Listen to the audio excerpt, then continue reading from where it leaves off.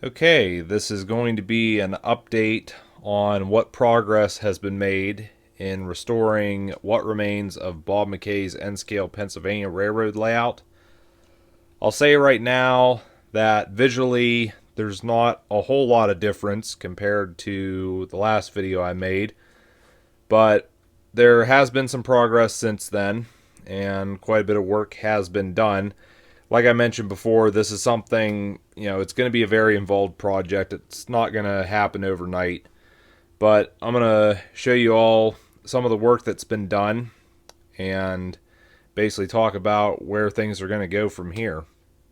As I mentioned in my previous video, there's two big priorities with this layout. The first being to remove all the old wiring, and the second is fixing up the framework.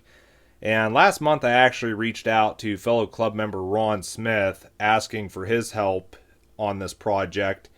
And he met up with me on a Friday morning / afternoon, and we got quite a bit done.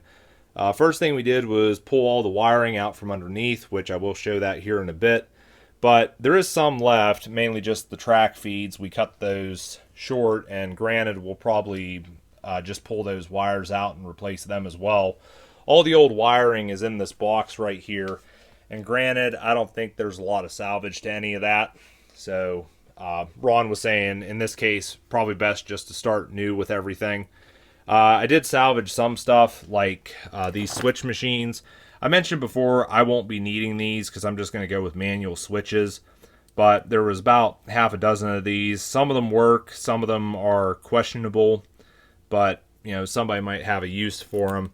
And I also found under this section there was 4 of these frog juicers, which I think Bob had these all over his railroad. But I was surprised. These little guys are like 30 bucks a piece. And while I could make some money off of these, I've already got a club member who's interested in them. So I'll probably just give them to him. At least somebody's going to be able to use them, and that's a big thing. But also framework. Ron and I worked on this area right here, where I cut the layout to remove it out of Bob's basement. While this cut was ugly, we decided we were going to try to keep it. And basically, what we did was we added these boards right here, which will help in basically joining these two sections together. And there's still more that needs to be done to line this up, but I'll go ahead and turn things over here and show that a little bit better.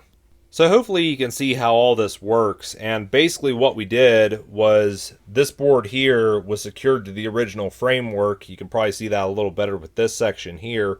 We also had to add a 1/4 inch shim on top of that, and then basically ran screws down through the homosote into all this and repeated that with this side as well. And with this board here, that now allows both sections to butt up against each other. Still need to drill holes in these boards and either use dowel rods or bolts to help align these pieces.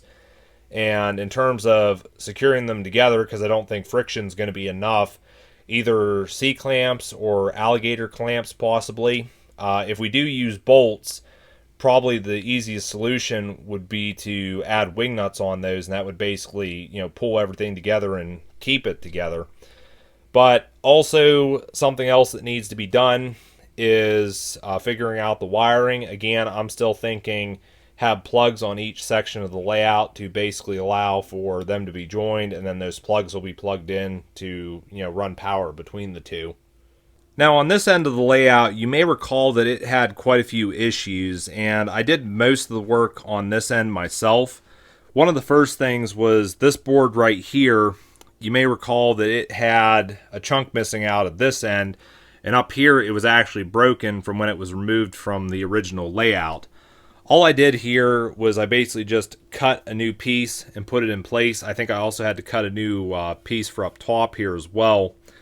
But then I also added another chunk in here where this hole was, and I also added this piece in, and then this piece right here, because I think originally there was just a piece going up this way, which I did add this board here, and then I also added this bit on the end here as well. So there was quite a bit of piecing stuff together and, basically just trying to get some stuff in here to help reinforce all this. And really a big thing with fixing up the framework in this area is that at some point I do want to put the paneling back on this layout, which granted I probably won't be using the old stuff here just because of how bad it looks. But I will use the pieces as templates to cut out some new ones. And, basically all this here will run the whole length of the layout just like it did before. There's also some work that needs to be done to the tabletop as well, such as this corner at Royalton here. And probably the easiest thing to do is just cut out a new square piece of homosote to put in here.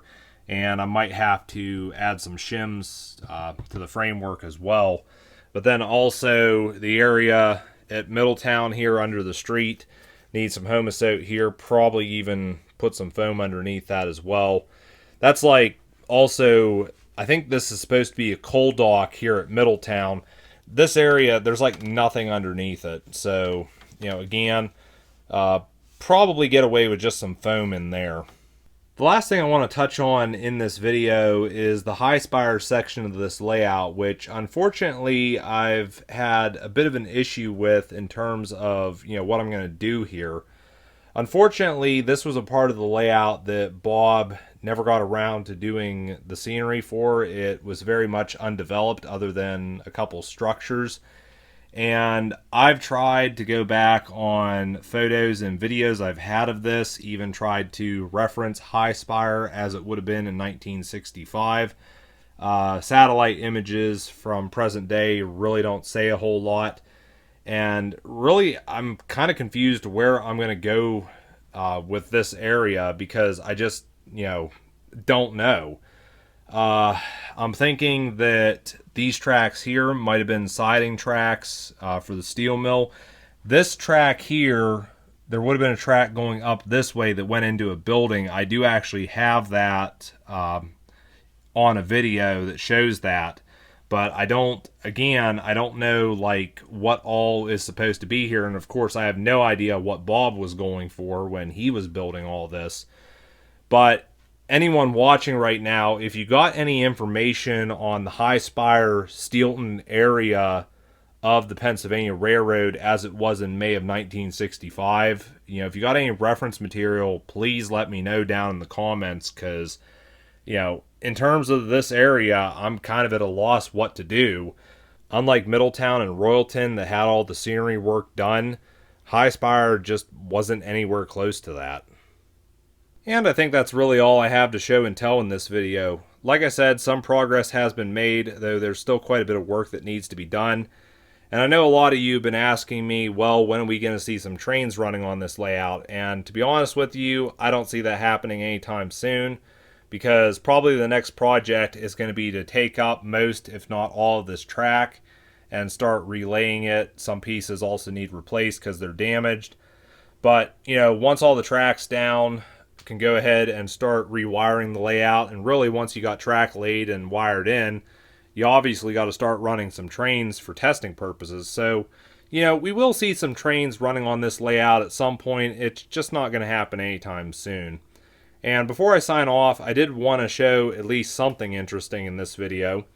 So I pulled out this N-scale freight station I have here. Now, this is off of Bob's layout, not this section. I don't remember the name of where this came from. But this was given to me by Bob's oldest son. And I'm assuming this is one that Bob built himself. Basically, I think it's a laser cut wood kit. And you can see how it's been put together, and Bob, I'm assuming, did the weathering on it. You can see you got the rust streaks, all the details on the roof. There's even patchwork in places. This piece is just really well done. And, while it's not to this section, I think what I want to do with this is I want to go ahead and get a display case to put it in and basically have this to put on display with the layout, because it's another something that Bob did when he was still alive. But either way, it's a really nice piece that I'm quite grateful to have in my possession. But anyways, I'm going to go ahead and end the video here. I want to thank you all for watching. Feel free to comment down below. And until next time, you all take care. Catch you real soon.